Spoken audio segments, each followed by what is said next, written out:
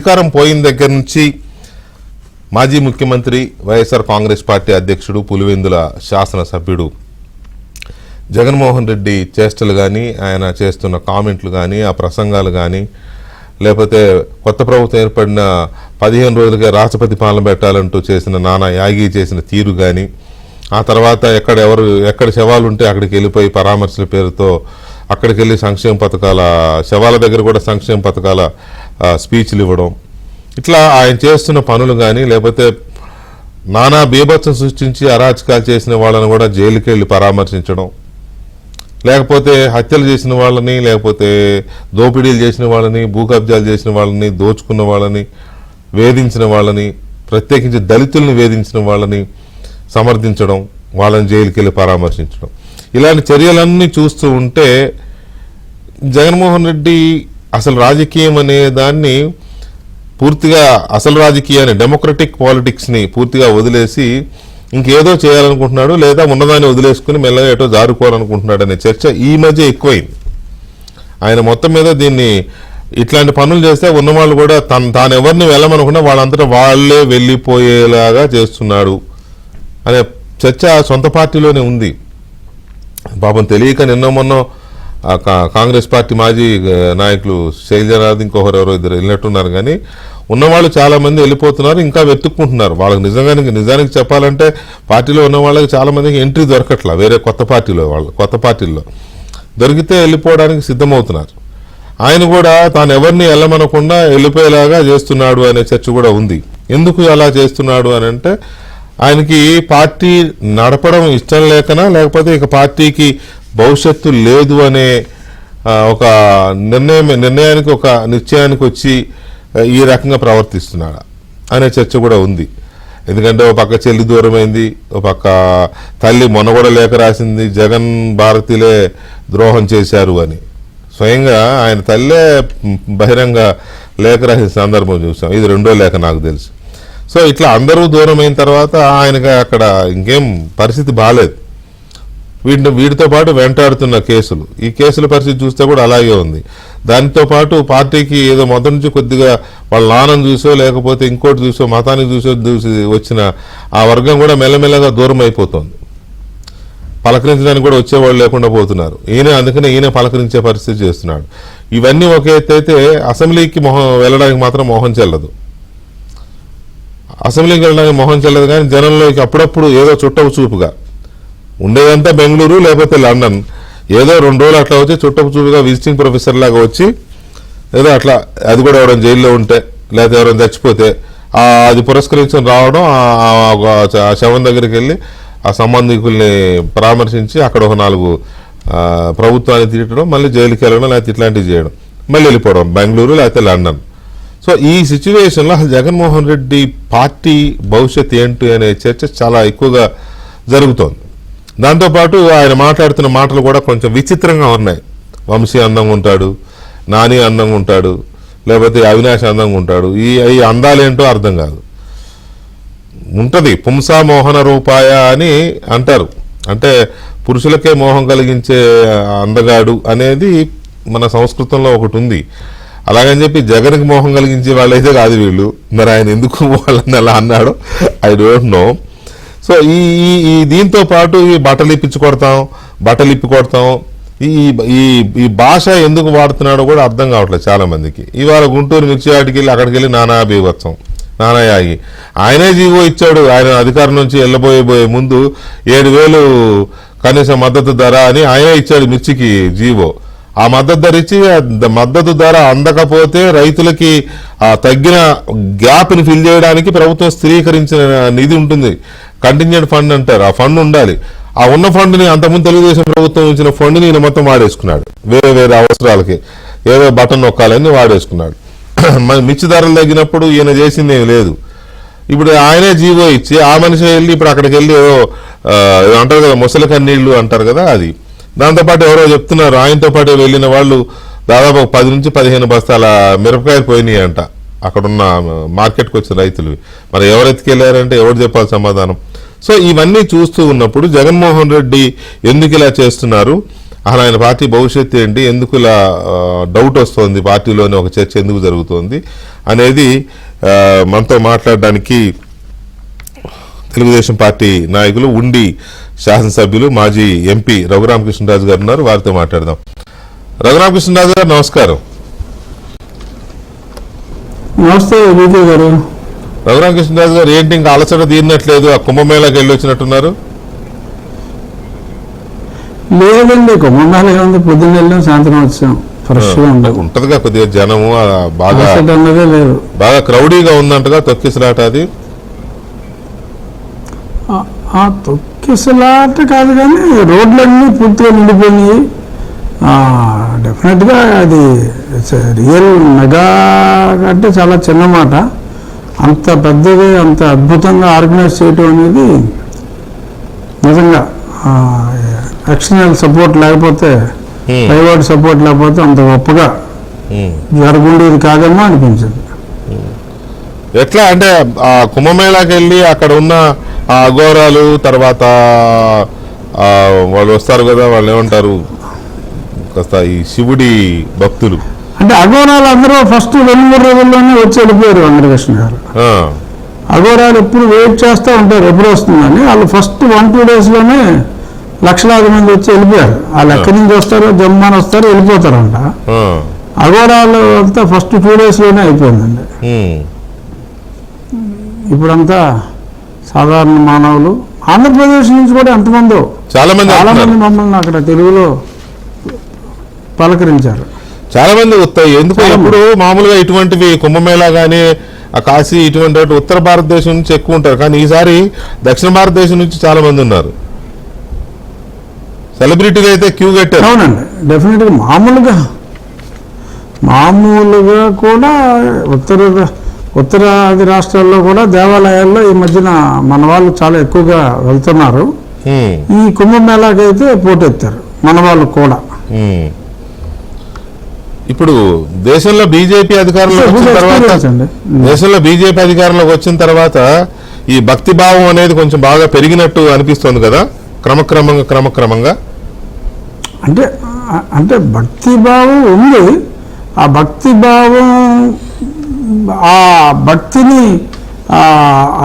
అది తీర్చుకోవడానికి మంచి అవకాశాలు ఇప్పుడు వస్తున్నాయి. అంటే గతంలో కుంభమేళాకి వెళ్ళాలని ఉన్నా సరే, కరెక్ట్ ఎయిర్ కనెక్టివిటీ లేదు, రైల్ కనెక్టివిటీ అంత గొప్పగా లేదు. 10 ఏళ్ల క్రితం ఇంత గొప్ప రోడ్ కనెక్టివిటీ లేదు. ఇప్పుడు వేలాది కార్లలో కూడా వెళ్ళిపోతున్నారు ఇక్కడి నుంచి. So because of excellent connectivity, ఆ భక్తి ఉన్నా వెళ్ళడానికి వీలు లేకుండా పోయేది గతంలో. ఇప్పుడు అవకాశాలు మెండుగా ఉన్నాయి కాబట్టి ఈ గోల్డెన్ క్వాడ్రిలేటర్లు, ఈ హైవేస్ అన్ని బాగా కంప్లీట్ అయ్యి ప్రతి ఇంటికి ఒక కారు ఉండి ఎవరికాళ్ళు చక్కగా వెళ్ళగలుగుతున్నారు. సహజంగా ఇప్పుడు ఈ త్రివేణి సంగమానికి వెళ్ళినప్పుడు కానీ, లేదా గంగా నదిలో పవిత్ర స్నానానికి వెళ్ళినప్పుడు కానీ ఏదో ఇష్టమైన దాన్ని వదిలేసి రమ్మని అంటారు అక్కడ దేవుడికి.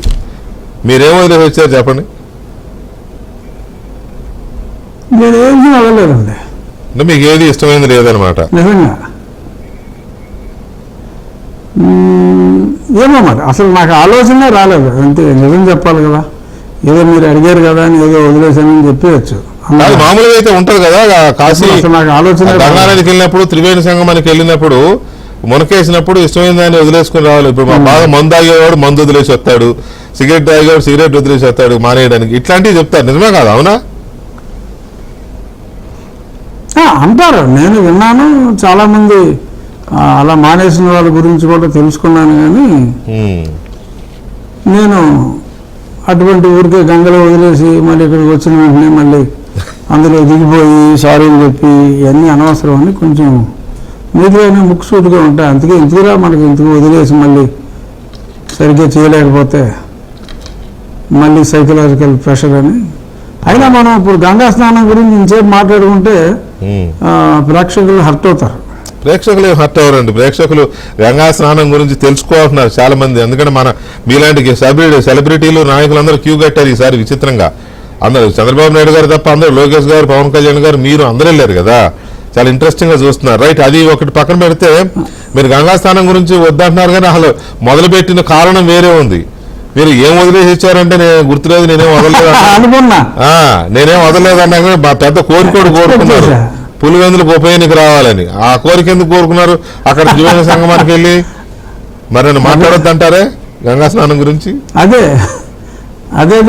ఎక్స్పెక్ట్ చేశా మీరు అక్కడికి వస్తారని. ఎందుకంటే నిన్న అనుకోకుండా అది వైరల్ అయింది బాగా. అంటే నేను అది రికార్డ్ అవుతుంది అనుకోలా. అంటే మా బీటెక్ రవి అలా కళ్ళు మూసుకుని శ్రద్ధగా అందులోకి ఒక బోర్డు వదులుతూ ఉంటే ప్రార్థించి నేను అన్నా, పులివెందులకి బై ఎలక్షన్ రావాలి అని కోరుకుంటున్నావా అని అన్నా. అన్నప్పుడు తప్పకుండా రావాలి, మీరే నాకు ఇన్ఛార్జిగా అక్కడికి రావాలి అని చెప్పి అంటే తప్పకుండా వస్తాను అని నేను అన్న మాటలు, గంగా నదిలో, పవిత్రమైన గంగా నదిలో నేను అన్న మాటలు అది రికార్డ్ అవ్వటం, మరి అది నిన్న బాగా వైరల్ అయింది అదంతా. మీరు బీటెక్ రవి ఇద్దరు చెప్పాడు. బీటెక్ రవి ఆ రోజు విజయసాయిరెడ్డి రాజీనామా చేసిన రోజే బీటెక్ రవి అన్నాడు పులివెందులకి త్వరలో ఉప ఎన్నికలు రాబోతున్నాయి, విజయసాయిరెడ్డి ద్వారానే వస్తాయని చెప్పి అన్నాడు. మీరు కూడా అసెంబ్లీకి రాకపోతే అదేదో సెక్షన్ ప్రకారం ఇన్ని రోజులు రాకపోతే ఆటోమేటిక్ గా డిస్క్వాలిఫై అవుతాడు, ఉప ఎన్నిక వస్తుంది పులివెందులు. అదేదో సెక్షన్ ఏం కాదండి, అదేదో సెక్షన్ కాదు సార్. భారత రాజ్యాంగంలో 190(4) అధికరణంలో చాలా స్పష్టంగా ఉంది. సో అది వేరే సెక్షన్ కాదు, రాజ్యాంగంలోనే ఉంది. కాకపోతే ప్రముఖులు చాలా మంది రెగ్యులర్ గా టీవీల్లో కనిపించే ప్రముఖులు కూడా చాలా మంది దాన్ని దాన్ని చదవకుండా ఏదో రాజుగారు ఏదో మాట్లాడాడని చెప్పి ముందు మాట్లాడినా తర్వాత నాలుగు తెచ్చుకున్నారు. నేను చెప్పాను స్పెసిఫిక్ గా ఉందని. సో మీ దగ్గర భారత రాజ్యాంగం ఉంటే సెల్ ఫోన్ అయినా 190(4) మీరు కొట్టి చూడండి, you can just read it. It's crystal clear. ఏ సభ్యుడైనా 60 రోజులు ఎటువంటి వ్యాలిడ్ రీజన్ లేకుండా, లీవ్ అడగకుండా విత్ వ్యాలిడ్ రీజన్ ఆబ్సెంట్ అయితే వారి సభ్యత్వం రద్దు కోసం ప్రపోజల్ పెట్టాలి సభాపతి. సభ ఆమోదంతో వారి సభ్యత్వం రద్దు చేయబడుతుంది. అది డెఫినెట్ గా ఆ మధ్యన ఎవరో అడిగినట్టున్నారు. అవును, ఆ మధ్యన ఎవరో బట్టలు తీసే జగన్మోహన్ రెడ్డి గారిని అడిగినట్టున్నారు. అడిగితే మరి ఆయన చేసుకొని పోండి అని చెప్పి తనదైన శైలిలో అన్నారు. సో నిజంగా ఆయన రాకుండా అదే మాట మీద ఉంటే మరి గంగా నదిలో మిత్రుడు రవి కోరుకున్న కోరిక తీరచ్చు. అయితే ఇక్కడ గమ్మత్తైన విషయం ఏంటంటే చాలా రాజకీయ పార్టీలకి వాళ్ళు ఎన్నికల్లో పోటీ చేస్తారు, సరిపడినన్ని ఓట్లు పడకపోవడం వల్ల, అసెంబ్లీ సీట్లు గెలుచుకోలేకపోవడం వల్ల అసెంబ్లీకి వెళ్ళే అవకాశం వాళ్ళకి రాదు, ఎందుకంటే వాళ్ళు గెలవరు కాబట్టి. అయినా వాళ్ళు ప్రజల్లో ఉంటారు, పార్టీలుగా ప్రజల్లో ఉంటారు, పోరాటాలు చేస్తారు. ఉదాహరణకు కమ్యూనిస్ట్ పార్టీలు మనం తీసుకుంటే, లేకపోతే ఇంకా మిగతా పార్టీలు కూడా కొన్ని సీట్లు రాకపోయినా పోరాడుతూ ఉంటాయి. ఇప్పుడు కాంగ్రెస్ ఏముంది, ఏపీలో ఏమీ లేదు, అయినా కూడా దే ఆర్ ఫైటింగ్ సంథింగ్ వాళ్ళ శక్తి మేరకు.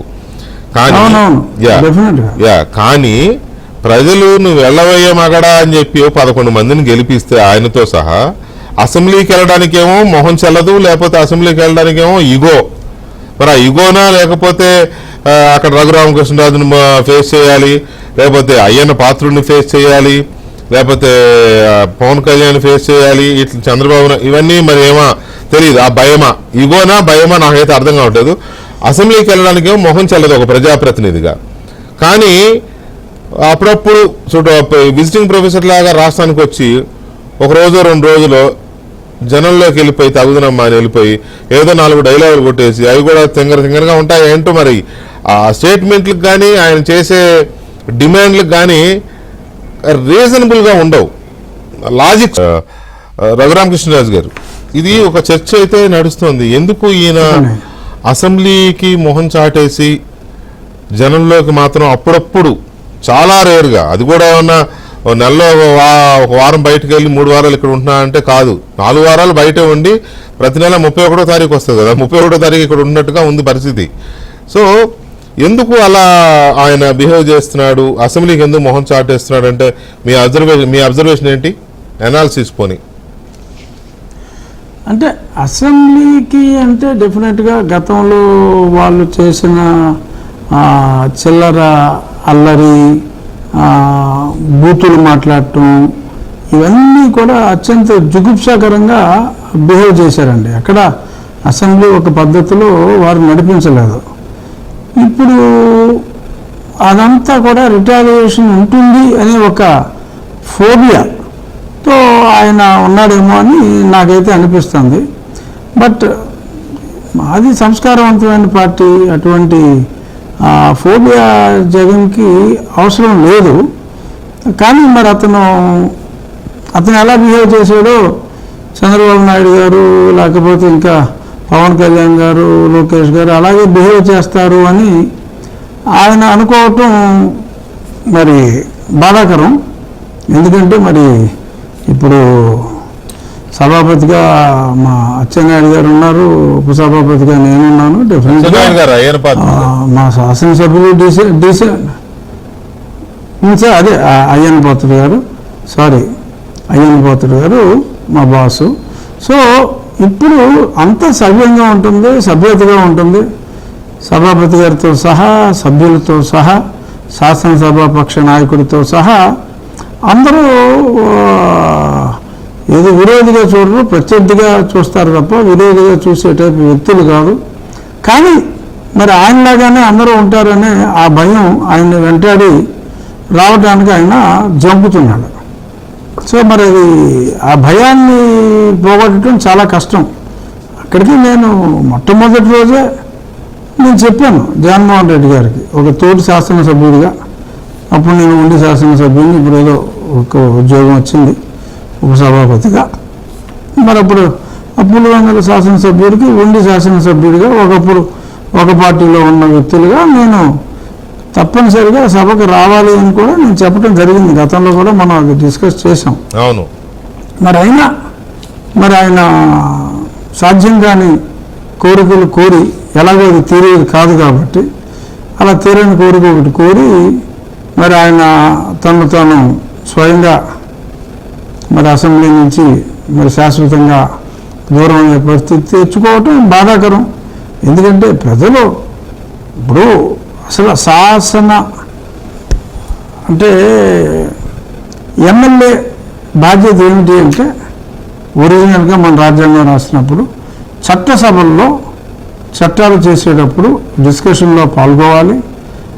అలాగే తన నియోజకవర్గ సమస్యల్ని శాసనసభలో చర్చించాలి.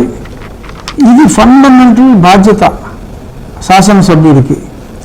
సో మరి అటువంటి ఫండమెంటల్ బాధ్యతని విస్మరించి ఇదిగో ఇలాగా రోడ్ల మీద తిరుగుతూ, అసెంబ్లీకి రాకుండా కేవలం రోడ్ల మీద తిరుగుతూ, మరి జుగుప్సాకరంగా పోలీసులు బట్టలు తెస్తానని ఈ రకంగా మాట్లాడటం, పైగా ఒక 5 సంవత్సరాల పాటు ముఖ్యమంత్రిగా ఇష్టం వచ్చినట్టుగా అడ్డగోలుగా మరి ఆయన పరిపాలించిన వ్యక్తి ఆ పదవి పోయిన వెంటనే ఇంత హిస్టరిక్గా, ఇంత అసహ్యంగా ఆ మాటలు మాట్లాడటం నిజంగా ప్రజలు మనం సరైన డెసిషన్ తీసుకున్నాం, ఇతనికి జస్ట్ డబుల్ డిజిట్ ఇచ్చి, ద స్మాలెస్ట్ డబుల్ డిజిట్ ఇచ్చి, అంటే స్మాలెస్ట్ డబుల్ డిజిట్ అంటే 10, సరే 11 అతనితో కలిపి, అతను కాకుండా 10 ఇచ్చారు. సో అంత డిజిట్ ఇచ్చిన తర్వాత కూడా మరి ఇలాగ మాట్లాడటం, ఇదిగో జగన్ 2.0 వచ్చేస్తుంది అని ఆయనే భుజం తట్టుకొని చెప్పటం, మరి ఇదంతా కొంచెం డెఫినెట్గా కొంచెం సంథింగ్ రాంగ్, ఏదో తేడా అయితే అనిపిస్తుంది. అంటే ఎక్కడైనా అధికార పార్టీ వైపు అంటే మీ పార్టీ వైపు నుంచి కానీ, లేదా మీ కూటమి పార్టీలు జనసేన కానీ బీజేపీ కానీ అధికారంలో ఉన్న 3 పార్టీల సభ్యుల్లో కానీ నాయకత్వంలో కానీ లేకపోతే జగన్ చేతిలో అవమానాలకు లేకపోతే వేధింపులకు గురైన మీలాంటి వారు కానీ ఇంకా చాలా మంది చంద్రబాబు నాయుడు గారితో సహా మీలాంటి వారు కానీ మీలా ఎవరిలోనే జగన్ ఏం సార్ మనలాంటి వారు అంటే నేను సభలో లేను కదా, నాకు అదృష్టం లేదు కదా, మీరు ఉన్నారు కాబట్టి సభలో ఉన్న వాళ్ళ గురించి మాట్లాడుతున్నా. సభలో ఉన్న మీలాంటి వారిలో అందరిలో అది 3 పార్టీల సభ్యులుగా ఎవరైనా సరే ఎవరికైనా జగన్ అనే వ్యక్తి హౌస్కి వస్తే సభలోకి వస్తే అతన్ని సాధించాలని ఏడిపించాలని ర్యాగింగ్ చేయాలని లేకపోతే అది అతను ఉడుక్కుంటుంటే చూసి ఇది చేసుకోవాలని ఇలాంటి కోరికలు ఎవరికైనా ఉన్నాయా అసలు? జనరల్గా అలాంటి కోరికలు అంటే ఇప్పుడు ప్రజలు తీర్చేశారండి ఆ కోరికలన్నీ కదా. వై నాట్ 175 అని అంత అతిగా అదే పనిగా మాట్లాడిన ఆ వ్యక్తికి యాక్చువల్గా ఒక రకంగా చెప్పాలంటే గుడ్డలోడు తీయటం అంటే అదండి వెంకటకృష్ణ గారు. కరెక్ట్. ప్రజలు గుడ్డలోడు తీయటం అంటే ఫిజికల్గా జిప్పిప్పి ప్యాంటు తీసి బట్టలు ఇప్పి చొక్కా తీయటం కాదండి. బట్టలిప్పి కొట్టడం అంటే ప్రజలు కొట్టారు జగన్మోహన్ రెడ్డి గారిని, బట్టలిప్పి కొట్టారు ప్రజలు. కేవలం 175 అని పదే అదే పనిగా అదే మాట మాట్లాడిన వ్యక్తికి కేవలం 11 స్థానాలే ఇవ్వటం అంటే బట్టలు ఇప్పటం అంటే అది. సో ప్రజలు బట్టలు ఇప్పేశారు. సో ఆ కక్ష ప్రజల ద్వారా ప్రజలు తీర్చేశారు. అందుకని ఇంకా చచ్చిన భావన ఇంకా చంపవలసిన అవసరం లేదు, డెఫినెట్గా లేదని నేను అనుకుంటున్నా. ఇప్పుడు నిజంగా పోలీసులు చట్టాన్ని అతిక్రమించి వెధవ పనులు చేస్తే మరి గొడ్డలు తీసి కొడతానన్న జగన్మోహన్ రెడ్డి గారి ఆజ్ఞ అమలు చేయాలంటే ఫస్ట్ నేను గొడ్డలు తీసి కొట్టాల్సింది ఎవరినండి? జైపాలని. నన్ను అక్రమంగా వేధించిన వాళ్ళు, అక్రమంగా కేసులు పెడితే ప్రజాస్వామ్యం ఖూనీ అయిపోతుంది అని పాపం చాలా బాధపడుతున్నారు జగన్మోహన్ రెడ్డి గారు. అసలు ప్రజాస్వామ్యాన్ని ఖూనీ చేసింది ఎవరు? అసలు ఆ ఆలోచన వచ్చింది ఎవరికి? వాక్ స్వాతంత్రం లేదు, ఏదో సెక్షన్ 30 అంటాడు, స్టేట్ అంతా అంటాడు, 24 గంటలు సెక్షన్ 30, ఇలా రకరకాలుగా పిచ్చి డెసిషన్ అన్నీ తీసుకునేది ఎవరు? జగన్మోహన్ రెడ్డి గారు కాదా? ఈరోజు దెయ్యాలు వేదాలు వల్లించినట్టు ఆయన ప్రజాస్వామ్యం గురించి మాట్లాడటం అసలు ఆ కామెడీకి పిచ్చెత్తిపోతాం సార్. అసలు మామూలు కామెడీ కాదు. బ్రహ్మానందం గారు సీరియస్ కామెడీ చేస్తాడు మనీ సినిమాలో, అలా ఉంది జగన్మోహన్ రెడ్డి గారు కామెడీ. అసలు ఈయన ప్రజాస్వామ్యం గురించి మాట్లాడటం ఏంటి? పోలీసులు అన్యాయంగా కేసులు పెడుతున్నారని మాట్లాడటం ఏంటి? నందిగం సురేష్ గురించి మాట్లాడటం ఏంటి? నందిగం సురేష్ పార్లమెంట్లో ఎంత జుగుప్సాకరంగా నాతో బిహేవ్ చేశాడు. అవును, అతను మరి వాళ్ళ పార్టీలో ఇంకొక అతను సరే అతను ఒక రకంగా కాదు. రాజుగారు ఒక విషయం అర్థం కాదు, మీరు రాజశేఖర రెడ్డి గారి కుటుంబానికి చాలా సన్నిహితులు, మీ మనవడు కూడా ఆయన పేరు పెట్టుకున్నారు, అంత ఫ్రెండ్షిప్ అనుకోండి, అభిమానం ఏదైనా కానీ కారణం ఏదైనా. ఇప్పుడు ఆయాచితంగా లేకపోతే ఏదో వచ్చి పడిందిలే అధికారం అనుకున్నవాడు అనుభవం లేకనో లేకపోతే పిల్లోడి చేతిలో రాయి దొరికినట్టుగానో పిచ్చి పనులు చేశాడంటే పిచ్చి మాటలు మాట్లాడాడంటే ఏదో అనుకోవచ్చు, అది తెలియదు ఏదో వచ్చి కూర్చున్నాడు ఆ కుర్చీలో అనుకోవచ్చు. కానీ జగన్మోహన్ రెడ్డి అలా కాదు. తండ్రి ముఖ్యమంత్రిగా ఉండగానే రాటు తేలినవాడు రాజకీయాల్లో కానీ వ్యవహారాల్లో కానీ. ఏలేంటి వ్యవహారాల్లో మనకు తెలుసు, వాటి గురించి ఎందుకులే ఇప్పుడు. అది కాకుండా రాజశేఖర రెడ్డి గారు చనిపోయిన తర్వాత కాంగ్రెస్ పార్టీ అధిష్టానంతో పోరాడి ఓదార్పిఆర్తో వెళ్ళి జనంలో తెగ తిరిగి కదా అంత చేసిన వాడు. ప్రతిపక్ష నాయకుడిగా పాదయాత్ర చేసిన వాడు జనంలో చేసి 5 ఏళ్ళు ముఖ్యమంత్రిగా చేశాడు. అంటే ప్రతిపక్ష నాయకుడిగా, ముఖ్యమంత్రిగా, ఎమ్మెల్యేగా, ఎంపీగా ఇన్ని చేసిన వ్యక్తి ఇంత తలాతోక లేకుండా మాట్లాడే మాటలు, అసందర్భ ప్రేలాపన ఇవన్నీ చూస్తుంటే ఏమనిపిస్తుంది? అవును, అదేనండి బాధ అనిపిస్తుంది.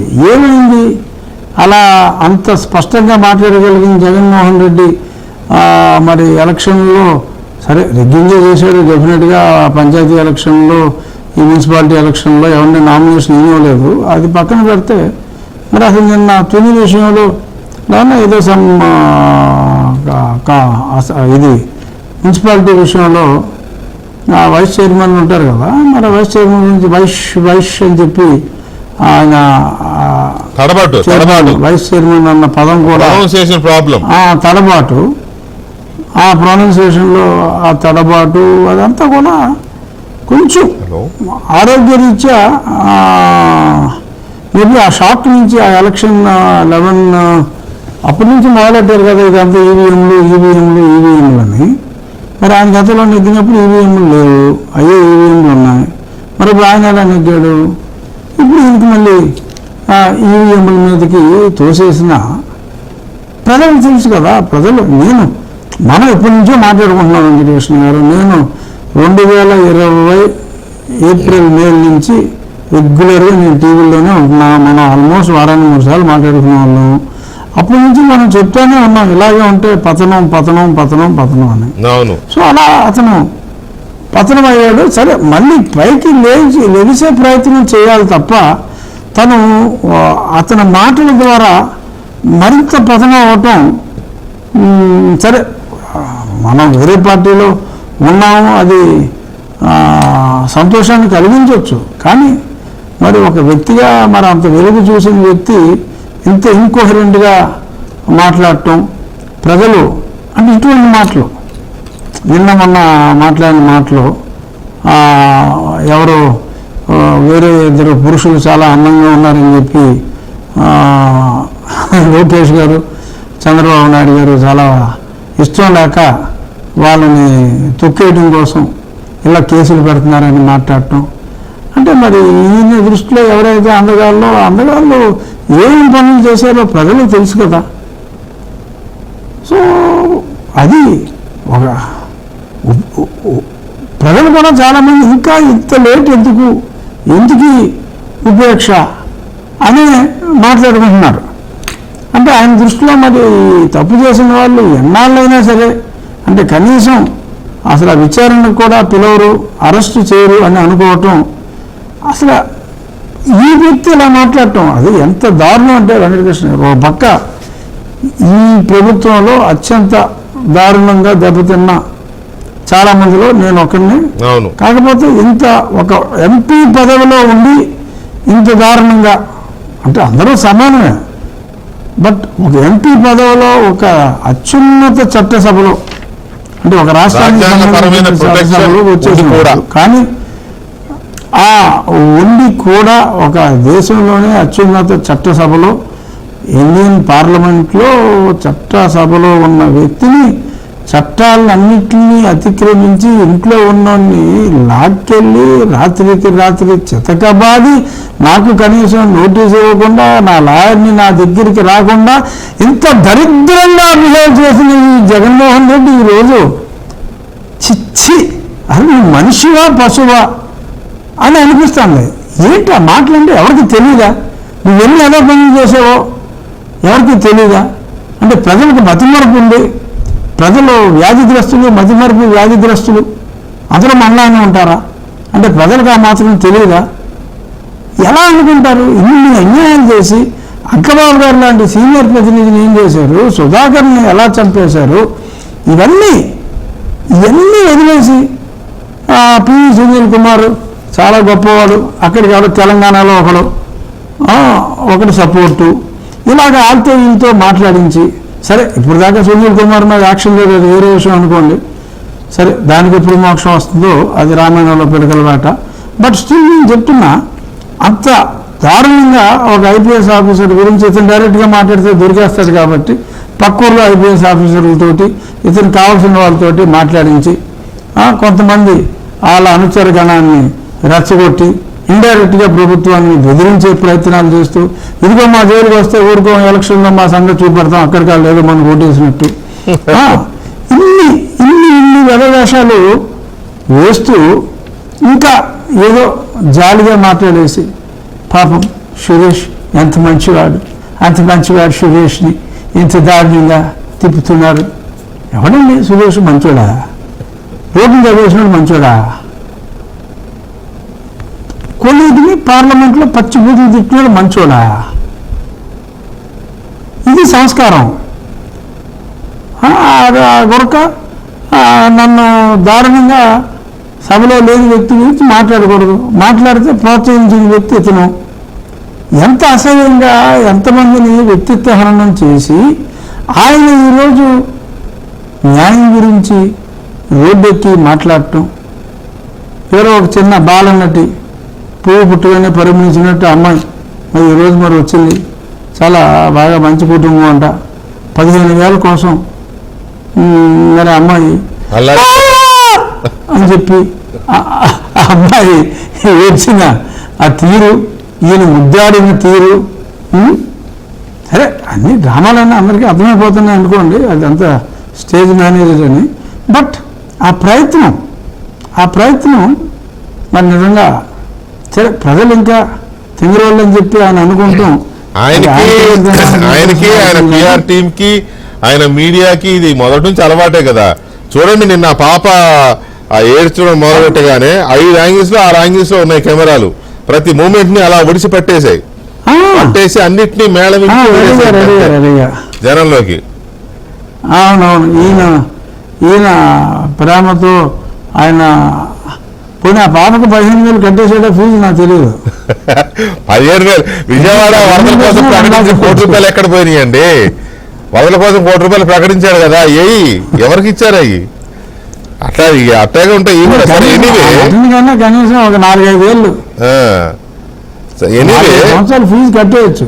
ఎనీవే జగన్మోహన్ రెడ్డి ఈ అప్పుడప్పుడు చుట్టపు చూపుగా వచ్చి ఏదో నా డైలాగులు వదిలేసి అవి కూడా పొంతలు లేకుండా, రీజనింగ్ లేకుండా, రీజన్స్ లేకుండా మాట్లాడేసి ఒకవైపు ఆయన దారిని ఆయన పోతుంటే నాయకులు జారుకుంటుంటే వైసీపీ పరిస్థితి ఏంటి? కేసులు ముంచుకొస్తున్నాయనే చర్చ కూడా ఉంది. వాటి పరిస్థితి ఏంటి? ఇప్పుడు తాజాగా కూటమి ప్రభుత్వం కూడా చెప్తోంది ఈ పోలీసుల్ని అధికారులను బెదిరించిన దాంతో పాటు బెయిల్ కండిషన్స్ ఉల్లంఘించాడు కాబట్టి అది కూడా కేసు పెడతామని చెప్పి కూటమి ప్రభుత్వం కూడా చెప్తోంది. కాబట్టి ఇవన్నీ జరిగి అసలు వైసీపీ భవిష్యత్తు ఏం కాబోతోంది, జెండా బీకేస్తారనే చర్చ ఎందుకు జరుగుతుంది, పార్టీలోని విత్ ఇన్ ద పార్టీనే అనేది కూడా మన రఘురామకృష్ణరాజు గారు.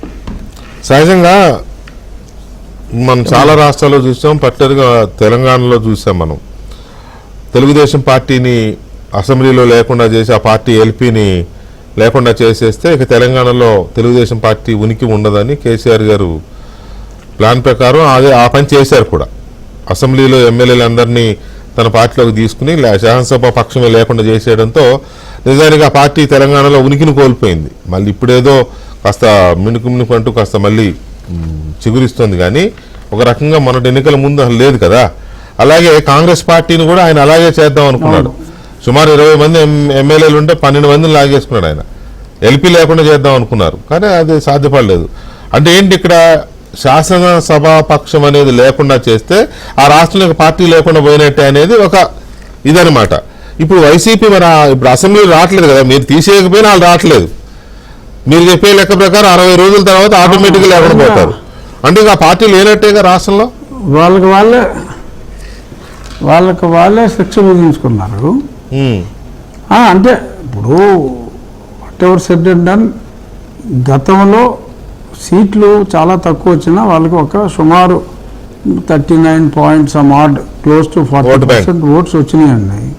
ఇప్పుడు వీరు చేసే చేష్టలతో ఈ ఇన్కోహరెంట్గా మాట్లాడటం ఇవన్నీ చూసిన తర్వాత ఇంకా ఉన్నవారిని తన నిరంకుశ బిహేవియర్తో దూరం చేసుకోవటం ఇవన్నీ చూసిన తర్వాత ఆ పర్సంటేజ్ కూడా కనీసం మళ్ళీ సకానికి సగం పడిపోయే అవకాశాలు చాలా ఎక్కువగా ఉన్నాయి. డెఫినెట్గా ఈసారి ఈయన ఇదే మానసిక స్థితి అపరిపక్వతగా మాట్లాడటం ఇలాగే కంటిన్యూ అయితే డెఫినెట్గా ఈ సీట్లు కూడా వచ్చే అవకాశం ఈ రోజున్న అంటే if is consistent with this inconsistency then he will not be there in politics. డెఫినెట్గా తను రన్ చేయలేడు, పార్టీని రన్ చేయలేడు. ఇటువంటి యాటిట్యూడ్తో ఓడిపోయినా సరే ముందు ధైర్యం చెప్పాలి, శాసనసభకు రావాలి, తన కర్తవ్యం నిర్వహించాలి. ప్రశ్నిస్తే నిజంగా అందులో సబ్స్టెన్స్ ఉంటే శాసనసభలో ప్రశ్నించాలి. నేను ఏదో మీడియాలో ఇంట్లో కూర్చొని చెప్తాను, మరి దానికి మీరు అసెంబ్లీలో చెప్తారా, ఇంకెక్కడ చెప్తారో సమాధానాలు చెప్పండి, ఎక్కడి నుంచి అయినా సమాధానాలు చెప్పొచ్చు అంటే నీకు ఇంక శాసనసభ్యత్వం ఎందుకు? ఆ మాత్రం దానికి వదిలేసుకోవచ్చు కదా. ఇంకా శాసనసభ్యుడిగా జగన్మోహన్ రెడ్డి చేసేది ఏంటి? సభకు రాకుండా ఎమ్మెల్యేగా జీతం తీసుకుంటానుక, ఆ జీతం ఎమ్మెల్యేకి వచ్చి ఆ 2 లక్షలు 2.5 లక్షలు జీతం అతనికి అవసరం ఏమో. దానికోసమే అయితే అందుకనే నేను చెప్పిన 190/4 అనేది బాధ్యతారాహిత్యంగా మరి చట్టసభలకు ఏదో పిచ్చి పిచ్చి వంకలో ఎత్తుక్కుంటూ తనకి ఎట్టి పరిస్థితుల్లోనూ దక్కని అవకాశం, ప్రజలు తిరస్కరించిన అవకాశాన్ని ఇప్పుడు స్పీకర్ గారు నాకు ఇవ్వాలి అని మాట్లాడటం అది పూర్తిగా బాధ్యతారాహిత్యం. ఒక పార్టీకి నాయకుడిగా 11 సీట్లు వచ్చిన పార్టీకి నాయకుడిగా స్టిల్ యూ కెన్ రిప్రజెంట్. సింగిల్గా నెగ్గినా సరే అక్కడికి వచ్చి పోరాడితే అతనికి గౌరవం పెరుగుతుంది. సో ఉన్న గౌరవాన్ని కూడా అతను పలాయనవాదంతో పిచ్చి పిచ్చి మాటలతో పూర్తిగా తన ఉనికిని తనే పోగొట్టుకుంటున్నాడు.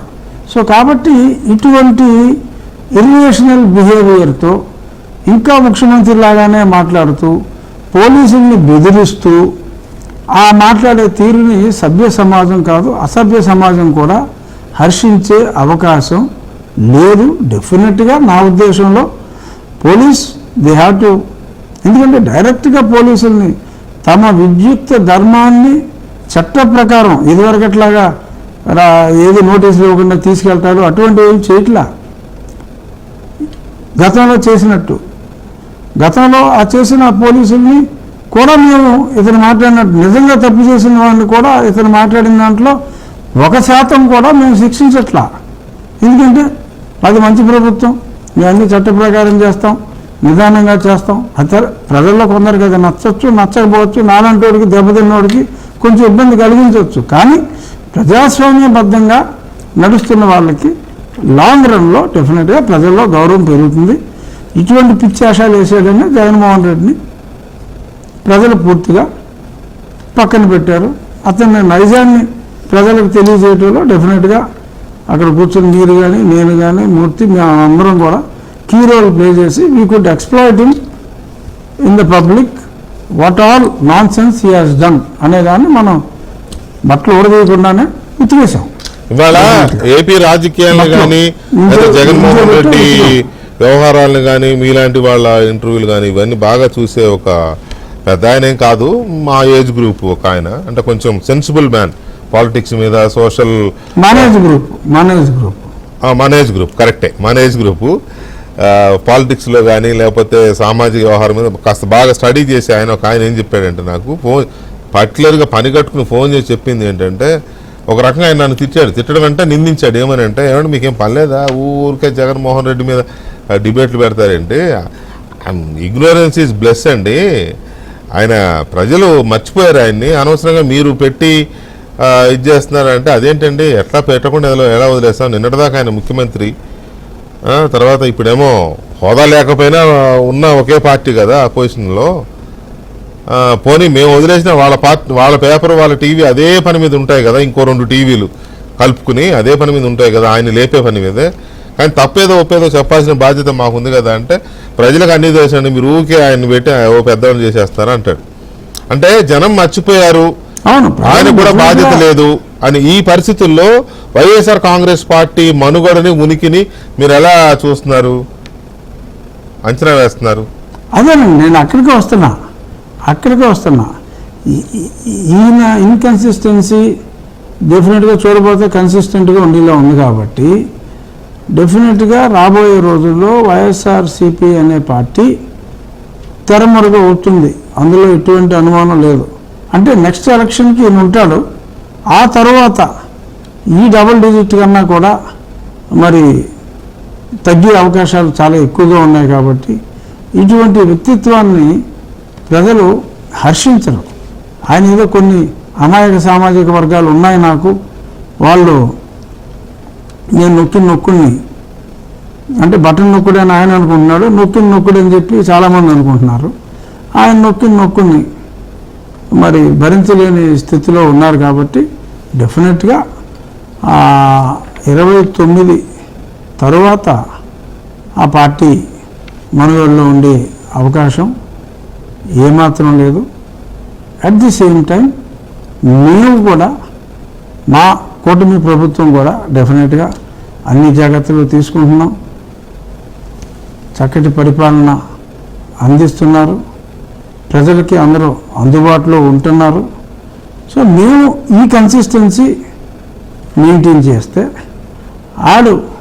అతని ఇన్కన్సిస్టెన్సీ మెయింటైన్ చేస్తే 29కి అతని పార్టీ ఎట్టి పరిస్థితుల్లో ఉండే అవకాశం లేదు. ఈలోపే చాలామంది రేపు పార్లమెంటరీ పార్టీ కూడా బహుశా ఇంకొక అంటే అఫ్కోర్స్ ఒకరిద్దరు ఉంటారులేండి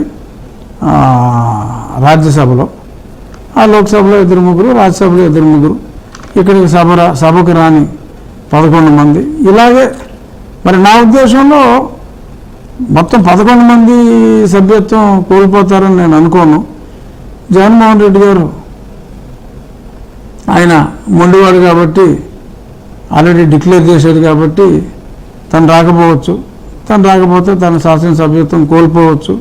అప్పుడు మళ్ళీ పోటీ చేయడానికి కూడా ఆయనకి చెప్పాలి అంటే అర్హత లేదు. సో కాబట్టి అటువంటి అర్హత లేని వ్యక్తిని ప్రజలు ఎన్నుకుంటారు అని నేనైతే అనుకోవట్లేదు. డెఫినెట్గా అంటే రూల్స్ ప్రకారం అసెంబ్లీకి గైర్హాజరు అవ్వడం వల్ల, అసెంబ్లీకి 60 రోజులు కంటిన్యూస్గా 60 వర్కింగ్ డేస్ అటెండ్ అవ్వకపోవడం వల్ల డిస్క్వాలిఫై అయి సభ్యత్వాన్ని కోల్పోయిన వ్యక్తి మళ్ళీ ఎలక్షన్లో పోటీ చేసే అవకాశం ఉంటుందా? ఎందుకంటే పోటీ చేస్తే మళ్ళీ గెలుస్తాడు, మళ్ళీ రావాలి అసెంబ్లీకి. అంతేగానే మళ్ళీ గెలిపించాలని చెప్తున్నాను నేను. ప్రజలు ఈసారి అసెంబ్లీకి వెళ్తాను బాబాయ్ తప్పైపోయిందని లెంపలేసుకుని పులివెందులు ప్రజలు చెప్తే ఏమన్నా బొట్టబొట్టిగా బయటపడితే పడచ్చేమో నాకు తెలియదు. కానీ నేను మళ్ళీ నెగ్గుతా మళ్ళీ వెళ్ళడం అంటే 100% ఖచ్చితంగా ఆయన ఓడిపోతాడు. అప్పుడు మనం 2029 దాకా వెయిట్ చేయక్కర్లా. అతని ఓటమితో అతను తన సమాధిని తనే నిర్మించుకొని తన సమాధిలోకి తనే ప్రవేశించి నిష్క్రమిస్తాడు రాజకీయంగానే. భౌతికంగా అలాంటి ఆలోచనలు మనకు ఎందుకు వస్తాయండి? వాళ్ళకి వస్తాయి కానీ మనకు ఎందుకు వస్తాయి? సరే, ఇక్కడ బట్టలు ఊడదీస్తా అన్నాడు కదా పోలీసుల్ని. ఈ బట్టలు ఊడదీయడం అనేది నాకు అర్థం కాదు. అంటే ఏంటి, ఆయన అధికారంలోకి మళ్ళీ వస్తే నేను మీ అందరినీ గొడ్డలిప్ప తీసి కొడతాను అని అనడమా? అది కొంచెం ఏం చెప్పదలుచుకున్నారు? అంతే. మళ్ళీ మీరు నాకు అధికారం ఇస్తే ఇప్పుడు డెఫినెట్గా బాధ్యతగా డ్యూటీ నిర్వహించే వాళ్ళందరికీ బట్టలు ఊడదీసి కొడతాను అని, బట్టలు ఊడదీయించి కొడతాను అన్నట్టున్నారు. మరి కొట్టేవాడి బట్టల లేకపోతే కొట్టించుకునేవాడి బట్టల అన్నది నాకు కొంచెం కన్ఫ్యూజన్ అయితే వచ్చింది. మరి వీళ్ళు బట్టలు ఊడదీసి వాళ్ళని కొడతారా, లేకపోతే వాళ్ళు బట్టలు ఊడదీసి వీళ్ళు బట్టలు వేసుకుని కొడతారా, లేకపోతే ఇద్దరు కూడా మరి బట్టలు ఇప్పుడు కొట్టుకుంటారా? సరే, ఇది కొంచెం చిరాకెత్తే అంశం అయినప్పటికీ మరి ఆయన మాట్లాడారు కాబట్టి అటువంటి మాటలు దయచేసి సభ్య సమాజంలో మనం తిరుగుతున్నప్పుడు జగన్మోహన్ రెడ్డి గారు ఇటువంటి మాటలు మాట్లాడటం మంచిది కాదు. డెఫినెట్గా నా ఉద్దేశంలో వెంకటకృష్ణ గారు now police can file A case. ఇప్పుడు ఇది బెదిరించడం కింద వస్తుంది. అదే విన్నాను. 2 రకాలుగా, ఒకటేమో మమ్మల్ని బెదిరిస్తున్నాడని పోలీసులు సుమోటోగా కేసు తీసుకోవడము, రెండవది ఆయన బెయిల్ మీద ఉన్నాడు, బెయిల్ కండిషన్స్ ని ఉల్లంఘించి గతంలో ప్రతిపక్ష నాయకుడిగా ఉన్నప్పుడు ఆ వైజాగ్ ఎయిర్పోర్ట్ లో అక్కడ ఇక్కడ అందరిని బెదిరించాడు, మిమ్మల్ని పొడుతాను తంతాను ఎక్కడున్నా పట్టుకొస్తానని. మళ్ళీ ఇప్పుడు ఆ తిరుపతి ఎస్పీగా పనిచేసిన సుబ్బరాయుడిని నీ సంగతి చూస్తా, సప్త సముద్రాల అవతలున్న తీసుకొచ్చి అంత చూస్తా అన్నాడు మళ్ళీ నిన్న. కాబట్టి ఇవి బెయిల్ ఉల్లంఘిస్తున్నాడు, ప్రభుత్వమే కేసు తీసుకోవాలనుకుంటుందని నిన్న మీ పార్టీ జాతీయ అధికార ప్రతినిధి పట్టాభిరామ్ నా డిబేట్ అని చెప్పారు. ఏమన్నారు? ఇది బెయిల్ కండిషన్స్ ఉల్లంఘన ఇది, కాబట్టి మేము ప్రభుత్వం తరఫున దీన్ని కేసు ఫైల్ చేస్తాము ఆయన మీద అన్నాడు. అంటే అంటే అంటే ఆ బెయిల్లో సాక్షుల్ని ఐ డిజగ్రీ విత్ హిమ్. అది ఆ కేసులో సాక్షుల్ని బెదిరించకూడదు, బెదిరిస్తే ఆ బెయిల్ క్యాన్సిల్ అవుతుంది. సో అది అందులో ఉన్నది అది. కానీ this is all together a different case which has got nothing to do with that bail. ఇక్కడ ఒక వ్యక్తి వారి విద్యుక్త ధర్మాన్ని నిర్వహిస్తున్న అధికారుల మీద ఈ వ్యక్తుల మీద మీరు కేసులు పెడితే, అంటే అది సురేష్ కావచ్చు, లేకపోతే అందరినీ కూడా చంపుతాను రేపు చేస్తానని కూడా ఒకడు పిచ్చోడు అయిపోయాడు. అదే బాగా చిక్కిపోయి మంచి డైటింగ్ సెంటర్కి వెళ్ళినట్టు అయిపోయాడండి. బోరుగడ్డ అనిల్ నిన్న మొన్న అరెస్ట్ చేసిన వాళ్ళు అనిల్. వీళ్ళందరినీ ఏదో దారుణంగా పోలీసులు తప్పు చేస్తున్నట్టు, వాళ్ళ మీద కేసులు పెడుతూ నేరమైనట్టు, ఈ రకంగా తమ పని తమ నిర్వర్తిస్తున్న వాళ్ళని ఈ రకంగా బెదిరించడం అనేది డెఫినెట్గా ఆ particular officers they can file A case. ఆ సెక్షన్లోకి నేను స్టడీ చేయలేదు, బట్ నేను లాయర్లతో మాట్లాడా. డెఫినెట్గా they can file A case. ఒక డ్యూటీలో ఉన్న వాళ్ళని బెదిరిస్తున్న వ్యక్తిగా డెఫినెట్గా ఆయన మీద కేసు బుక్ చేయొచ్చు. ఇలా బుక్ చేస్తారంటే చేసుకోండి పోండి అని మళ్ళీ అంటే అనొచ్చు. బట్ డెఫినెట్గా అదర్వైజ్ ప్రభుత్వాన్ని చులకనగా చూస్తారు ప్రజలు. ఒక వ్యక్తి ఈ రకంగా మాట్లాడినప్పుడు మనం సరే ఎందుకులే అని వదిలేస్తే డెఫినెట్గా ఆ అలసత్వాన్ని ప్రజలు ఒప్పుకోరు వెంకటకృష్ణ గారు. అందుకని ప్రభుత్వం కూడా ప్రోయాక్టివ్గా వారిని విధులు నిర్వహిస్తున్న అధికారుల్ని కాపాడటం కూడా ప్రభుత్వ బాధ్యత. సో కాబట్టి ఈ రకంగా స్పెసిఫిక్గా అదేంటి పలానా కేసు చూస్తున్న వ్యక్తి ఇలా బెదిరిస్తే నేను సంవత్సరంన్నరలో రిటైర్ అయిపోతానంటే, సప్త సముద్రాల అవతలు ఉన్నా కూడా తీసుకొచ్చి ఓట్లు చేస్తానని చెప్పి అంటే మరి ఆల్రెడీ ఒకసారి అతను ముఖ్యమంత్రి చేసిన వ్యక్తి ఏమో వస్తాడన్న భయంతో ఎవడైనా వారి డ్యూటీ వారు నిర్వర్తించలేని పరిస్థితికి నట్టబడవచ్చు. అందరూ మనకులాగా మెంటల్గా స్ట్రాంగ్గా ఏం చేస్తారులే ఫైట్ చేయాలి అనే ఆలోచన ఉండదండి. చాలామంది భయపడతారు ఇటువంటి మాటలకి. సో అలాగా డ్యూటీలో ఉన్న వ్యక్తి విధుల్ని ఈయన అడ్డగిస్తున్నాడు అన్ని ఆ అర్థం మనం డెఫినెట్గా తీసుకోవచ్చు. అది మంచి పద్ధతి కాదు. మళ్ళీ మనం ఉదాసీనంగా మళ్ళీ ఇంకోసారి చేస్తే నేను ఊరుకోండ్రా అనే మాటలు దే ఆర్ ఇన్కరెక్ట్. ఇప్పుడు చేసిన తప్పుకి yes let there be a punishment or let there be a warning by an appropriate court. మనం ఏదో రాజకీయ నాయకులు నేనో లేకపోతే ఇంకోరు మాట్లాడేసి ఇదో ఇప్పుడు ఊరుకున్నాం కానీ మళ్ళీ ఊరుకోరే, అది తప్పు. ఏదో సినిమాలో బ్రహ్మానందం గారిని ఇక్కడ కొడితే అక్కడ కొట్టే కాబట్టి బతికిపోయావు అంటే మళ్ళీ ఇక్కడ కొడతాడు, అది కూడా పర్లేదు అన్నట్టు ఉండకూడదు మన ప్రభుత్వం బిహేవియర్. డెఫినెట్గా దీనికి యాక్షన్ ఉండాలి. అతను సారీ చెప్తే ఏదో యథాలాపంగా అన్నాను, ఇంకో రకంగా అన్నాను, నా ఉద్దేశం నిజంగా బట్టలిప్పటం కాదు అని అతను చెప్పారు అనుకోండి, ఓకే, మొదటి తప్పుగా కోర్టు క్షమిస్తే క్షమించవచ్చు. అంతే తప్ప అసలు మనమే నిర్లక్ష్యం చేసి వేరే డైలాగులు వాడి వదిలేస్తే మటుకు అతను ఇలాగే మాట్లాడతాడు. దానికైతే మటుకు అడ్డుకట్ట వేయకపోతే ప్రభుత్వం కొంచెం ఇబ్బంది పడుతుంది. ప్రభుత్వానికి కూడా బాధ్యత ఉంటుంది కదా, ప్రభుత్వానికి శాంతి భద్రతలు నిర్వహించాల్సిన బాధ్యత ఉంటుందో, ఇటువంటి సమాజంలో ఇటువంటి ఆలోచనలు ప్రేరేపించే శక్తులు లేకుండా చూడాల్సిన బాధ్యత కూడా ప్రభుత్వం మీద ఉంటుంది.